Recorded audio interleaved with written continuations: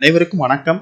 சற்று முன்பு வெளியான முக்கிய அறிவிப்பின்படி தமிழக அரசு ஊழியர்களுக்கான பழைய ஓய்வூதிய திட்டம் குறித்து இன்று முக்கியமான அறிவு ஒன்று வெளியாகியுள்ளது. இதை பத்தி விரிவாக நம்ம வீடியோல பார்க்க போறோம். வீடியோவை கடைசி வரைக்கும் முழுமையாக பாருங்க. வீடியோக்குள்ள போறதுக்கு முன்னாடி இந்த வீடியோக்கு ஒரு லைக் பட்டனை பிரஸ் பண்ணிக்கோங்க. இப்பதான் நம்ம சேனலுக்கு முதல் முறையா வரீங்கன்னா சப்ஸ்கிரைப் பட்டனை பிரஸ் பண்ணிக்கோங்க.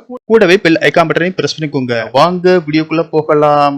பழைய ஓய்வூதிய திட்டம் மீண்டும் தமிழகத்தில் அமல்படுத்தப்பட வேண்டும் என அரசு ஊழியர்கள் ஆசிரியர்கள் தொடர்ந்து கோரிக்கை விடுத்து வரும் நிலையில் தற்போது அரசு ஊழியர்களுக்கு மகிழ்ச்சியான அறிவிப்பு ஒன்று வெளியாகியுள்ளது.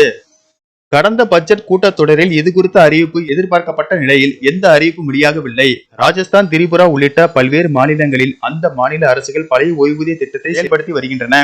ஆனால் தமிழகத்தில் இதுவரை பங்களிப்பு ஓய்வூதிய திட்டம் எனப்படும் NPS மட்டுமே அமலில் இருக்கிறது. 2003க்கு பிறகு பல ஆட்சி மாற்றங்கள் நடந்துவிட்டது.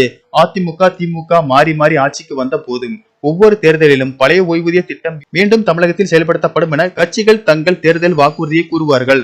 இந்த நிலையில் பங்களிப்பு ஓய்வூதிய திட்டத்தை ரத்து செய்துவிட்டு பழைய ஓய்வூதிய திட்டம் எப்போது செயல்பாட்டுக்கு வரும் என்பது குறித்து தமிழக அரசின் தலைமை செயலக வட்டாரத்தில் விசாரித்த போது சில தகவல்கள் கிடைத்துள்ளது. பழைய ஓய்வூதிய திட்டத்தை நிச்சயம் திமுக செயல்பாட்டுக்கு கொண்டு வரும். ஆனால் 4 ஆண்டுகள் நிதிநிலை சிக்கல் காரணமாக செயல்படுத்த முடியவில்லை.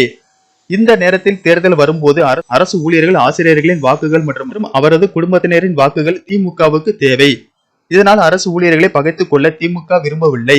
அதே நேரத்தில் ஆட்சி நிறைவடைவதற்கு முன்பாக இந்த திட்டத்தை நடைமுறைப்படுத்தவே ஸ்டாலின் விரும்புகிறார். பிப்ரவரி, மார்ச் மாதங்களில் தேர்தல் நடைமுறைகள் தொடங்கிவிடும் என்பதால் அப்போது அறிவிக்க முடியாது. தேர்தல் நேரத்தில் அறிவித்தாலும் தேர்தலுக்காகவே இந்த அறிவிப்பு வெளியிடப்பட்டிருக்கிறது என எதிர்கட்சிகளும் விமர்சிக்கும். இதனால் தேர்தலுக்கு ஒரு ஆண்டுக்கு முன்பாக, அதாவது வரும் ஜூன் மாதத்திலேயே இது தொடர்பான அறிவிப்புகள் இருக்கும் என்கின்றனர். ஜூன் 2வது வாரம் அல்லது 3வது வாரத்தில் இது தொடர்பான அறிவிப்பு நிச்சயம் இருக்கும் என்கின்றனர். நன்றி, வணக்கம்.